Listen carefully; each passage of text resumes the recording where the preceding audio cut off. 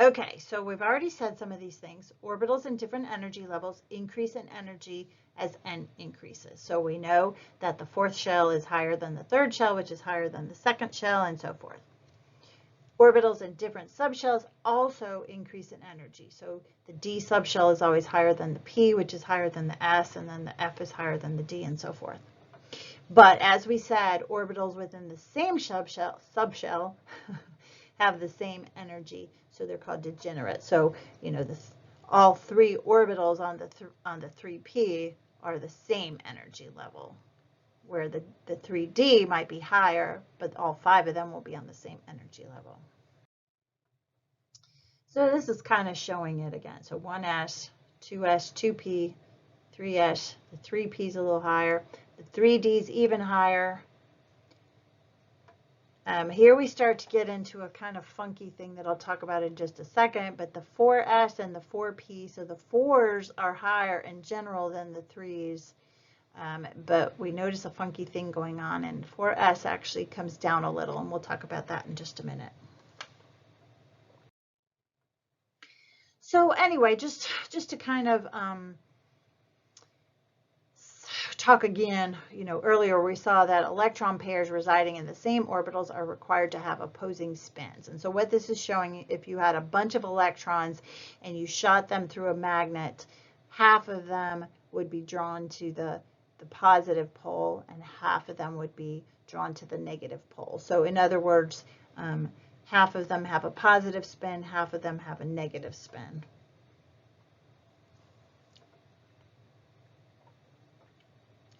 Like I said, they kind of act like they're spinning on an axis. So if you drew it like this, it's like sort of spinning like a top, and this one would be sort of like spinning like a top in the other direction. Yeah, this is kind of what you see. So one of them will spin in the clockwise direction, the other will spin in the counterclockwise direction, and one is the positive 1/2 value for m sub s, or a negative 1/2. Sometimes if you go on and take more chemistry, sometimes you'll see the positive 1/2 is sometimes called the alpha spin, and the negative 1/2 is sometimes called the beta spin. And so what we're going to do next is draw what's called electron configurations. There's actually something also called an orbital diagram, which is kind of what I've already been doing. But an electron configuration is just the distribution of the electrons among all the subshells that are out there, all the orbitals that are out there. So this is our kind of our goal, is to be able to write an electron configuration for any atom. What we're going to do is we're going to use some kind of notation that lists the subshell symbols in order, in actually increasing order of energy, and then we're going to put a superscript indicating how many electrons are in that subshell. So for example, lithium, which has 3 electrons. So if I start with electrons in the 1s, then the next highest energy level is the 2s. And if lithium has, we're going to do these in more detail, but if lithium's the 3rd element, so it has 3 electrons, and so its electrons, there's 2 in the first shell, we can't put any more than 2 there, and so there's an electron in the next highest subshell, which is the 2s. So we can represent it this way by saying, okay, there's 2 electrons in the 1s subshell and there's 1 electron in the 2s subshell. So this is what an electron configuration looks like. This is actually what an orbital diagram looks like if you actually put the arrows in there. So yeah, so an orbital diagram is often used to show how the orbitals of a subshell are occupied by electrons. Sometimes you can represent them with circles like I have here. A couple of slides ago, I represented them by boxes. That's fine too. Sometimes, like I just did on the previous slide, sometimes I just represent the easiest. When you start drawing them, the easiest is just to represent them by lines, saying, okay, here's my region in space. But any of those ways are fine. In this case, I'm representing them by a circle. And then we just fill them with electrons. Just an important thing to keep in mind is that you want to make sure and write all the orbitals that belong to that subshell. So even if they're not all filled, you want to show that the 2p subshell has 3 orbitals, that the s subshells all have 1 orbital. If you have d subshells, you show that they have 5 orbitals, even if they're not all filled. So we label them, and then we go ahead and put the electrons in there. Again, we use the up arrow to indicate the plus spin and the down arrow to represent the negative spin. So this is called the orbital diagram, and then if I'm wanting to write the electron configuration from this, it's a little bit shorter. I'd say 1s, and there's 2, 2s, and there's 2, 2p, and there's 1. If I put more electrons in there, that would be 2p2, so forth. So kind of what we've been talking about actually leads to a few principles that we can talk about. The first one is called the Pauli's exclusion principle. And Pauli's exclusion principle actually says that no 2 electrons can have the same 4 quantum numbers. So we kind of already said that earlier. If you have 4 quantum numbers, they represent a particular electron. 3 of the 4 can be the same, but if the 4th one is either a plus 1/2 or a minus 1/2, that shows the two electrons in any subshell. But sort of another way of saying Pauli's exclusion principle, it means that you can only have 2 electrons in any subshell as long as the electrons have opposite spin. So it's kind of both of those mean the same thing.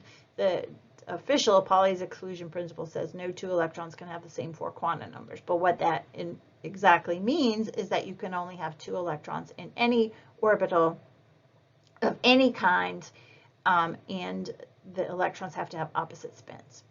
So again, like I said, if you have N, L, and M sub L fixed, then we can only put, the only thing that varies is the M sub S, and it can either be plus 1/2 or minus 1/2, and so that's why we can only have 2 electrons. So, you know, if we have an S subshell, we know there's only 1 orbital, so there's a total of 2 electrons. If we have a P subshell, there's 3 orbitals, so that's a total of 6 electrons. A D subshell has 5 orbitals, 10 electrons, and an F subshell has 7 orbitals and 14 electrons, and so forth. If we have a G, we have 9 orbitals and 18 electrons, so forth.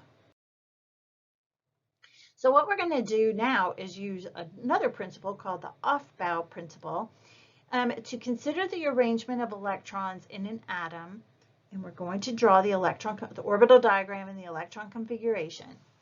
Now, in theory, every atom can have an infinite number of possible electron configurations because electrons can exist as long as they're on a level. They can exist on any level they want to.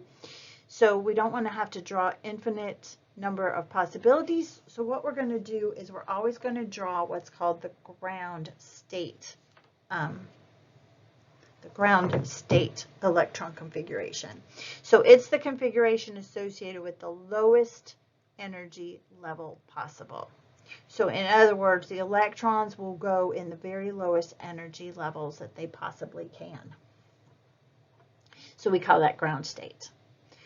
Any other electron configuration would be considered an excited state, and we're just not going to go there because, like I said, there's infinite number. So the Aufbau principle sometimes is also called the building up principle, the building up principle. So if we want the lowest energy, the best way to do that is to start putting electrons in the lowest level and then just keep going higher and higher. So theoretically, if there were no restrictions on quantum numbers, all the electrons might like to hang out in the lowest energy level, which is the 1s orbital. Well, we know we can't have more than 2 electrons in any orbital, so they can't all hang out down there. So, so the building up principle just says that we start by putting the electrons in the lowest level, and then we keep going up 1 level, 1 level, 1 level. And I sort of already hinted at you that things are not as clear-cut as we'd like to think they are. We saw on the previous slide that the lowest energy level, of course, is the 1s. Let's do yellow. Then 2s, then 2p. Then the third shell is next, the 3s and 3p, but oops, that fourth 4s actually is slightly lower energy than 3d. So actually electrons will go in the 4s subshell before they go in the 3d subshell. And now you can start to see that they kind of get a little bit out of order. So just keep in mind they start out in a good way. Okay, 1s, 2s, 3s, so forth, so forth. 3s, 4p, and then oops, the 4s comes in before the 3d, and then the 4p, and then the 5s, but then the 4d comes in before the 5p. So they start to get complicated. Well, you could just memorize this order, which I don't recommend, but this is the order of lowest energy level going up and up and up and up. So this is Aufbau principle. We're going to put electrons going in there. So like I said, you could memorize it, but you don't need to. And I'll show you by the time we're done, you'll be able to do it without that order. Here's kind of the reason why. So like I said, here's the 1s, here's the 2s, here's the 2p, which is higher than the 2s. Overall, the third level is lower than the fourth level, but you can see here that the 4s kind of comes in a little bit lower than the 3d. So the 3s, 4s, then 3d, then let's use a different color, then 4p, then 5s, then 4d, 5p, 6s, 4f. So they start to all jumble.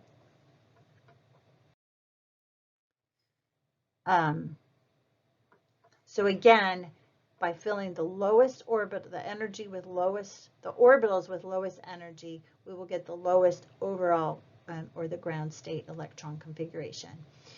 And like I said, we can use that shorthand notation by putting a subscript of how many electrons are in each element. I start out by showing you the orbital diagrams, because at first I want you to draw the orbital diagrams, but then eventually just do the electron configurations.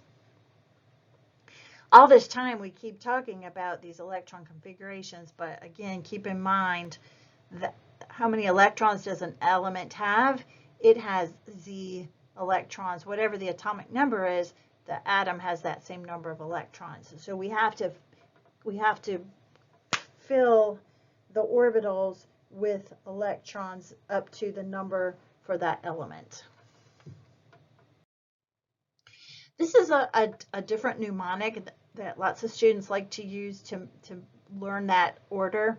So this is sometimes useful. You can see 1s, 2s, then 2p. If you follow the arrows, 2p, then 2p, 3s, 3p, then 4s, then 3d, then 4p, then 5s, then 4d, then 5p, then 6s, 4f, 5d, 6p, 7, 5f, 6d, 7p, and so forth. But again, by the time we're done, you probably don't need this either, but this is sort of a helpful mnemonic. So let's just sort of start. So I kind of already have them in here for you, but let's just talk them through. So we just got through saying a few slides ago that lithium has 3 protons, so it has 3 electrons. Where are those 3 electrons going to be if they're in their lowest energy level? Well, we put 2 in the 1s orbital. We can't put any more in there, so the next electron goes in the 2s orbital. Now, it doesn't matter if the first one's up or down, but we'll talk about, usually I put it up, but it's kind of funny that I put it down this time, but usually I put it up, but if there's only 1 electron, it doesn't matter if it's up or down. Notice here's my electron configuration then, 1s2, 2s1. All right, if you go to the next element, which is beryllium, there is 4 electrons. So we put 2 in the 1s, we go up to the 2s, we put 1 in, then we put the second one in. Since every orbital can hold 2, we've got 2. Notice we didn't have to go to the p orbitals. Now, Some people will do this, well, if they put the whole second shell on there, but you don't have to put a subshell on there if you don't have any electrons in there. However, like I said earlier, if you have any electrons in the subshell, you need to show all the subshells or all the orbitals on that subshell. So whenever if you ever go and write the two P's, go ahead and draw 3 circles or 3 lines or whatever. Okay, so boron has 5 electrons, so the first 2 go in the 1s, then the next 2 go in the 2s. Obviously, I can't put any more electrons in either of those, so next I have to go up to the 2p orbital, or the first orbital in the 2p subshell. And actually, again, it doesn't matter which one you put it in, but generally, since we read left to right, we'll put it in the first one. So 1s2, 2s2, 2p1. Okay, carbon has 6 electrons, so we keep going, 1, 2, 3, 4. Now we have a dilemma. Okay, do I put, so I put 1 electron here. Do I put my second electron in this orbital, like that? Do I put a second electron over here? What is the protocol? So let's look at the next slide. Like I said, here's 3 different possibilities. We can put them side by side in separate orbitals. We can put them side by side in separate orbitals, but having unmatched spin. We can put them both in the same orbital. Turns out, remember, what we're trying to do is get the lowest possible energy. That's what the ground state is the lowest possible energy. And it turns out that having them in neighboring orbitals in a paired, meaning having the same spin, is the lowest energy. So that's what you want to do. So neither of these will work. So keep that in mind.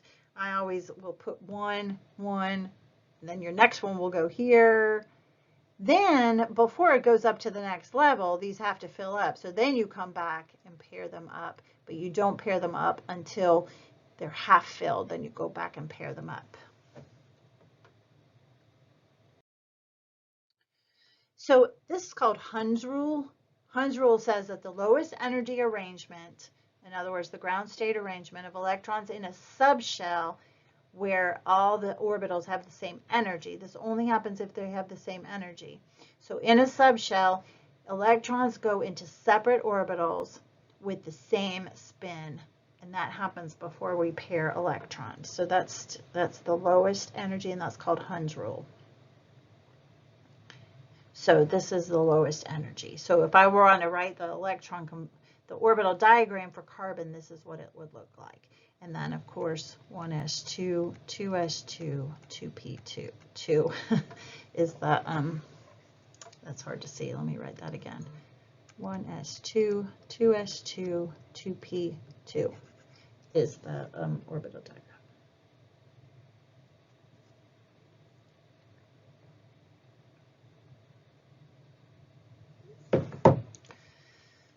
All right. So like I said, so if we go, now we have oxygen that has, well, actually nitrogen has 7 electrons. So this is nitrogen here. We put, now these pair, so we'll do it like this. 1, 2, 3, 4, 5, 6, 7. Now we're not going to go up to, the next highest level is 3s. Now we don't want to go up to 3s until these are filled. So now the next one comes and we do down. So that would be oxygen. And then after oxygen is fluorine, and that would be fluorine. And then finally, actually, fluorine would be neon. Now sodium then would have to go up to the next energy level. I think that's on the next slide.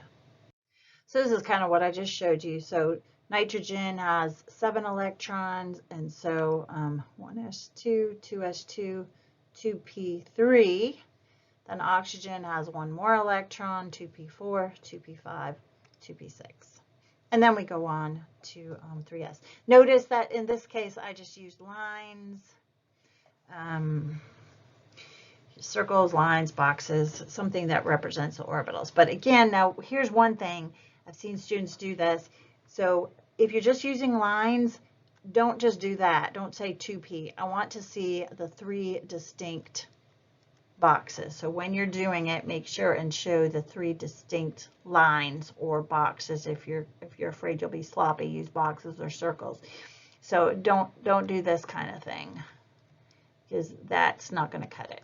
You want to show 3 distinct lines. All right, so like I said, then we keep going. So now the next electron, if sodium has 11, if the second shell is totally filled, where does the next electron go? It goes into 3s. Then magnesium has 2 beyond the second shell, so they both go into 3s, but now the 3s is filled, so the 13th electron has to go in 3p1. And then again, so 13, 14, 15, 16, 17, 18, and now the 3p's are finished. Then don't forget that the 4s is next. So keep that that order. The 3d's don't come until after the 4s's. Okay, so this is a really helpful little tool, and this is why I said you didn't need to memorize it, because as long as you have a periodic table in front of you, you can remember the order of filling. So if you just remember that the first 2 columns are the S columns, the 6 over here, well, of course, that one's technically over here, so 1s. So technically helium goes here, but we put helium over here, and we'll talk about that probably in due time, but helium sort of matches up with the noble gases, so that's why it's over here. But technically we fill the 1s, then we're done, then the 2s. So the p's are over here, the d's of course are over here, and then the f's. And so you can see if you just follow along in order, 1, 2, 3, 4. So first is the 1s's, then the 2s's, then all the 2p's, and then the 3s's. After the 3s's come the 3p's. Now the 3d's don't come in yet. So this is element 18, and then after that we start with the 4s's. So the 2 4s's fill up before the 3d. So that's potassium and potassium and calcium.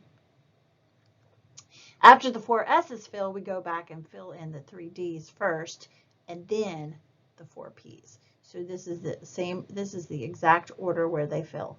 After the 4p's come the 5s's, the 4d's, the 5p's. Now we get even more complicated, because here we go with the 6s's. I like my periodic table that I give you. This is the reason why, because it sort of is divided, and you can see that they kind of leave an empty space here. So what happens after the 6s's? This is cesium, barium. Cesium is 50, 55, 56, and then where's 57? 57 is down here. So after the 6s's come the 4f's, then the 5d's, 6p's, then the 7s's, 5f's, 6d, and of course there should be, I don't know, it's an old picture I guess, then we should have the 7p's and be done with the periodic table as we know it. Of course, if we then had another electron after the 7p's, it would go into the 8s's. And so forth. There'd be more, but I don't think we need to worry about that right now. So that's kind of the order of filling. So as long as you have a periodic table in front of you, and I recommend the one that I have on Canvas or that I gave you, because again, because it's got that divide, so you can see exactly what's going where. But just follow the numbers. All right, now. One more thing about electron configurations is if you start doing a bunch of electron configurations, after a while you start to see that you're repeating yourself over and over again. So if you look at the noble gas configurations, you see that the highest energy level has completed all the S's and the P's. So here's, well, of course, helium is its own little exception, but it's filled up the S's. Neon, 2s2, 2p6, argon, 3s2, 3p6, krypton, 4s2, 4p6. Now, yep, the 4s's come before the 3ds, but that doesn't matter. The 4s's and 4p's are complete. So the noble gases are kind of special, and we'll talk about that in later chapters about why they don't react. It's because they're happy with the number of electrons they have. We can also start to see patterns. So you see the same pattern over and over again, and we can do a shortcut configuration. So if you have something that's not a noble gas, what you can do is you can see, okay, well, sodium has everything that neon has, and then it has a 3s1. So I can also write it like this: neon in brackets, 3s1. Chlorine has everything.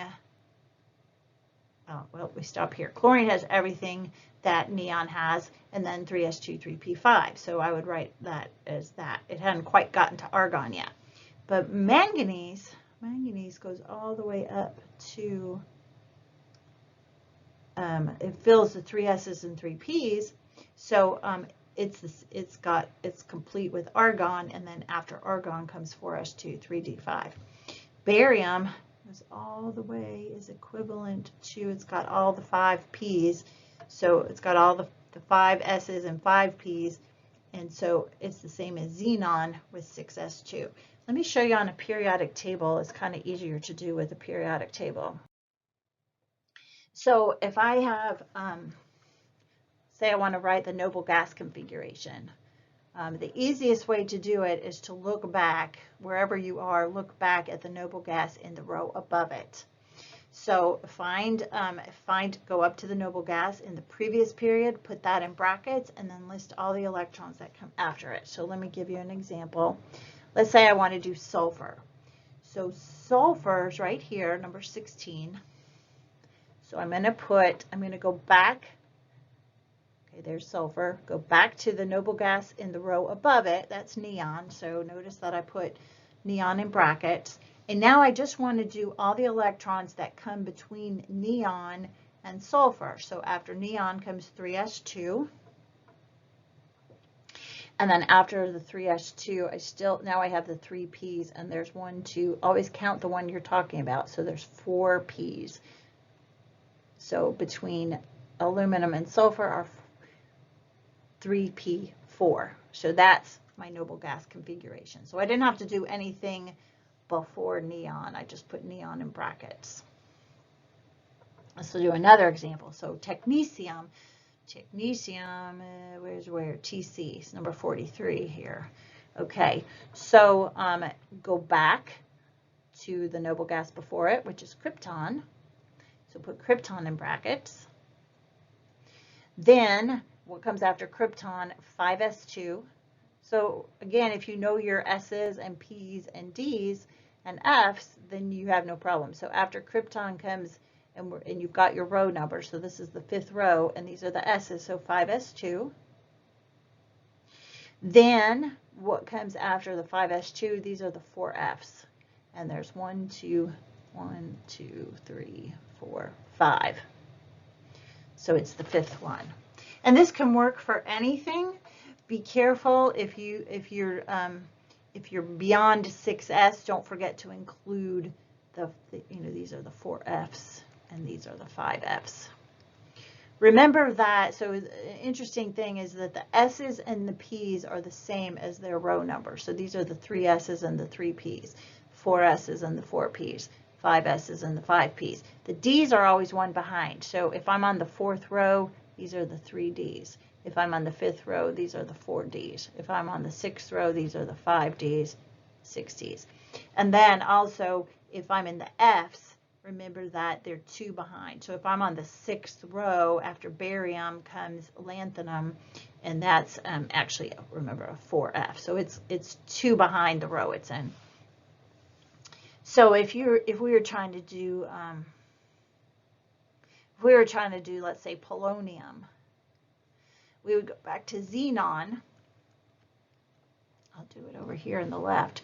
So we would have to go back to xenon, and then we'd have to go 6s2. Then we'd have to do 4f14. Then 5d10. 10. And once you know those numbers, you don't have to count, but you can. 1, 2, 3, 4, 5, 6, 7, 8, 9, 10. The D's are 10. And then polonium is 1, 2, 3, 4. So that is the 6p4. So don't forget the F's. If you're doing anything down here, you have to go back to the noble gas, follow through the whole thing. All right, now why is this helpful? We use this configuration in the periodic table to see how the elements in a given family. So now we're kind of at the crux of things. This is why the periodic table works. And so we've kind of come full circle, and we're looking back at the periodic table, and we're looking at why. So for example, group 2, if you go down group 2, beryllium, magnesium, calcium, strontium, barium, they actually act very similarly, and not exactly, but very similarly in reactions. So,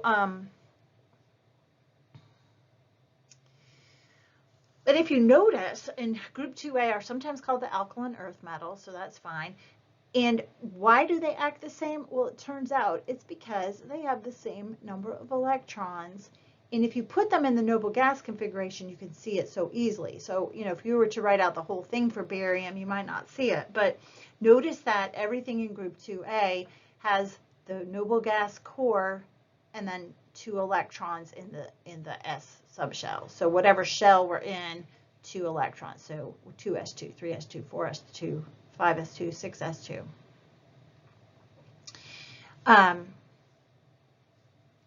So now we can see. So it turns out that the fact that they all have these 2 electrons in their highest energy shell gives them, and we'll talk more about that in the next chapter, but it has them all acting very similarly. For example, I'll just give you a preview. These all like to lose 2 electrons to form a +2 ion. So how does that make sense? Okay, if I've got 2 electrons out here just hanging, if I got rid of those 2, I'd have a noble gas configuration. Well, that's what they want to do. So that's a little preview of the next chapter. Okay, so once we have the noble gas configuration and we have those outermost electrons, we call the outermost shell of an atom the valence electrons. The valence shell, or the valence shell is the highest energy shell, and the valence electrons are the highest energy electrons. They're the electrons in the highest energy shell. So these tend to be the electrons that are involved in chemical reactions. So like we saw on the previous slide, it's those 2 electrons in the outer shell that sort of dictate how those elements act. All the other electrons inside are called the core electrons. And when we write the noble gas configuration, sometimes we also call that the valence shell electron configuration. So we're only looking at the valence electrons. Elements within the same group have the same valence shell electron configuration. In other words, they have the same number of electrons in their outer shell. And that's what accounts for the similarity. So like I said, with barium, calcium, magnesium, all of those. Okay, so I think this is repeating some of the same stuff. So we've already done that.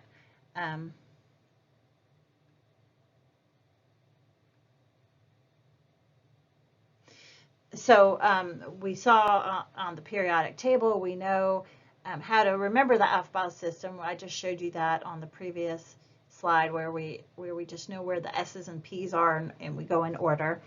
Lots of times we only need the electron configuration for the outer electrons to know what's going on. And we can figure out the electron configuration of the outer shells just by where it is in the periodic table. So the total number of valence electrons for an atom equals its group number. And when I say the group number, I mean the A group number. So I'll show you, I think, on the next slide. So the periodic table I gave you calls this 1A, 2A, 3A, 4A, 5A, 6A, 7A, and 8A. So this is just kind of a nice little, so we know these are the S's, these are the P's, and they're actually showing you the electron configuration of the highest of the valence electrons. So 1s1, 1s2, 2s1, 2s2, 2s2, 2p1, 2p2, 3, 4, 5, 6. Now here, everything's the same as neon, then it's got 3s1, 3s2. So these are so notice that the S's and P's are the same on the same column. The total number of valence electrons in this group 3A is 3. There's 2 S's and 1 P. 2 S's and 1 P. It's hard to see. 2 S's and 1 P.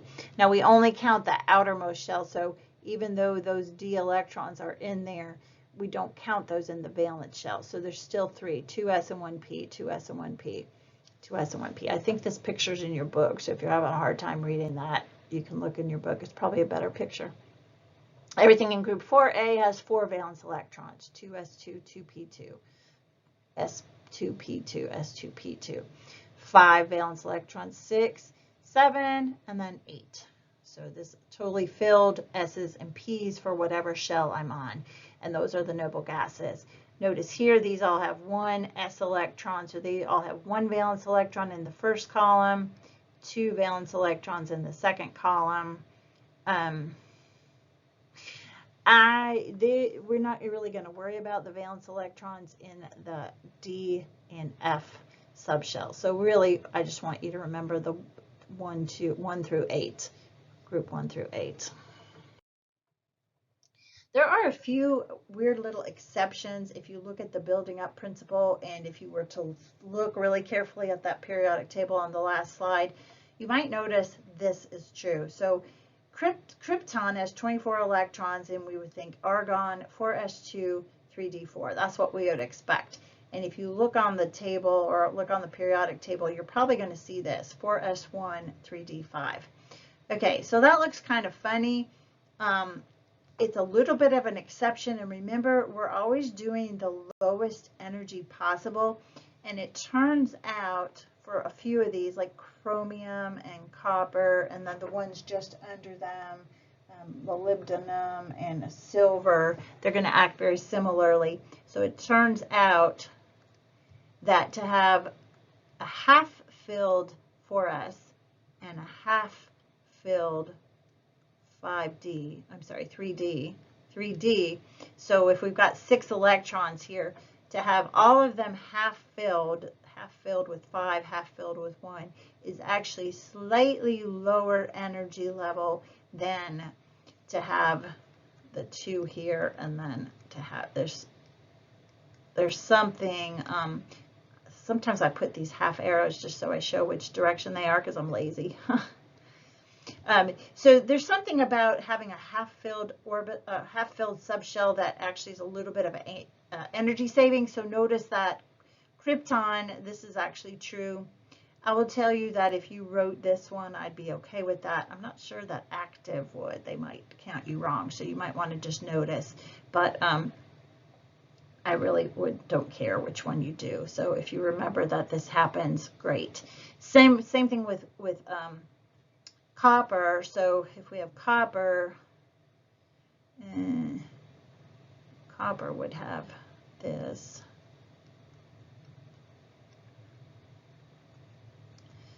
So this is what we expect, 4s2, 3d9, but again, there's a little bit of energy savings by having this 3d subshell completely filled and having the 4s subshell half filled. So there's slight energy savings for this over this, and so that's why you'll see it written like that. Again, minor, so I just wanted you to see it. So if you saw if you saw that, you would understand why. I'm happy for you to just remember the order.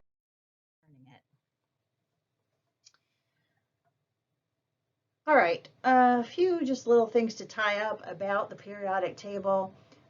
So electrons behave like tiny magnets. If you have if your electrons are paired, if you have 2 electrons in a subshell, or I'm sorry, in an orbital, they kind of, since they're opposite each other, they kind of cancel each other out. And so if they're paired, they don't usually show magnetic susceptibility. If you have an unpaired electron, then they tend to be somewhat magnetic. So a paramagnetic substance is one that is weakly attracted by a magnetic field, and it is the result of unpaired electrons. So if our atom doesn't have all paired electrons, it's going to be somewhat paramagnetic. And of course, there's different variations on this and amounts, and we're not going to worry about that, but we'll just kind of go with this strict definition. And therefore, a diamagnetic substance is not attracted to a magnetic field, and it only has paired electrons. So if you look at, say, potassium, 4s1, this is going to be somewhat paramagnetic, whereas calcium, that has 2 electrons, and everything else before it, of course, is filled. So this would be diamagnetic because they're all paired. So if there's an unpaired, just call it paramagnetic. Okay, so the last thing we need to do is figure out how to write electron configurations for ions. So first, let's talk about cations. So we know that cations are formed when electrons are lost from an atom. So they're basically removed from an atom. So generally speaking, the last electrons added or the first ones removed. And that's especially true for the main group elements. So for main group elements, the electrons were added last or the first ones removed, the S and P electrons. Now for transition metals and intertransition metals, it works a little bit different, and that's because the energy levels are so close to each other. So for example, the highest S electrons are lost first, and then any D electrons or F electrons will be lost after that. So when it says NS electrons, it means like, so for example, the 4s electrons will be removed before the 3D electrons. And then the 5s electrons will be removed before the 4D or 4D electrons. The 6s electrons will be removed before the 4f electrons or 5D electrons. So you kind of lose the S electrons first, and then you'll lose, if you need to lose any more, you take them from either the D or F, whichever comes next. Now, anions, remember, are negatively charged, and they form when one or more electrons are added to the atom. So that one's pretty easy because we just add electrons in the order that's predicted by the Aufbau principle. So we'll just keep adding until we've added that number of electrons. So I think we have some examples. All right, so let's predict the electron configuration of ions. I think the answers are on the next slide, but I'm going to go ahead and work through them. So what you want to do is start with, I'm going to start over here, let's see, I'm going to start with sodium metal. So sodium has 1s2, 2s2, 2p6, 3s1. So that's the sodium metal. Sodium ion then loses one electron, and so we lose that top one. So that would be 1s2, 2s2, 2p6. And notice it's actually going to be, we call that isoelectronic. It's isoelectronic to neon. It's got the same electron configuration as neon.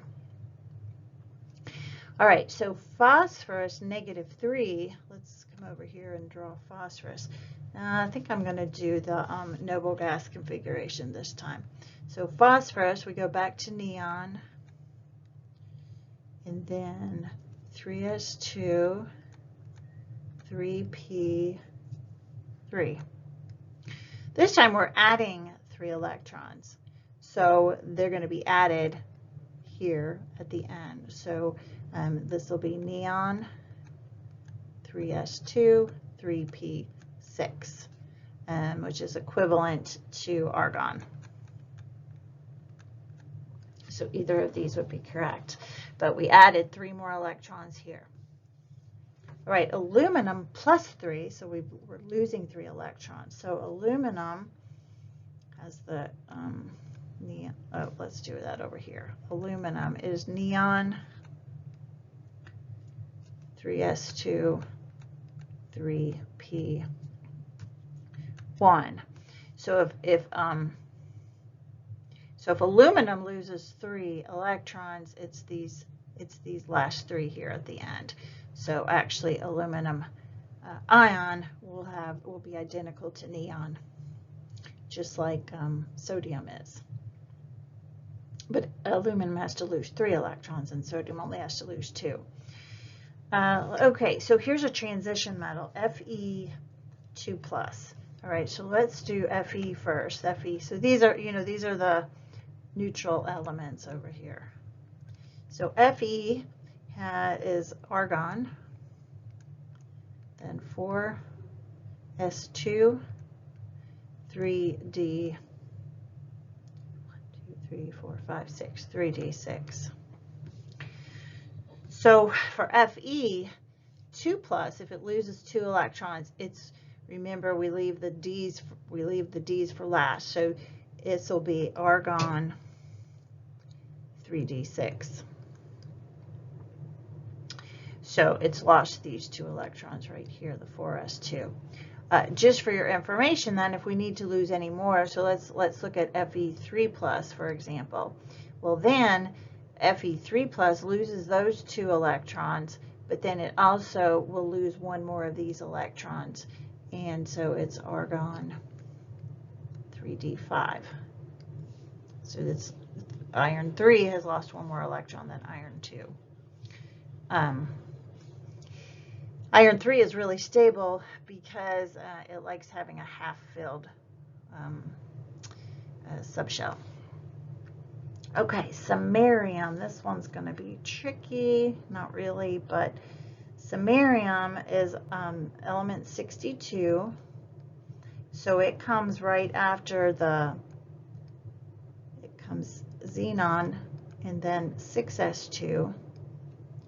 And then, oops, sorry, let's do it over here. Samarium is xenon 6s2, and then 4f6. Oh, it's a lot like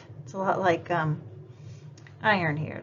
6s2f6, although that was D. Okay, so let me get the eraser here. So so samarium plus 3 has to lose 3 electrons. And again, it's going to lose those 2 first, and then it's going to lose 1 of those electrons. So it will be xenon 4f5. So that's how you do electron configurations. You add them to the end or remove them. And don't forget to remove the S electrons before D or F electrons for whatever row we're talking about. Okay, so yeah, here are the answers. So here's sodium, and if it loses 1 electron, it'll be this 3s electron. Here's phosphorus.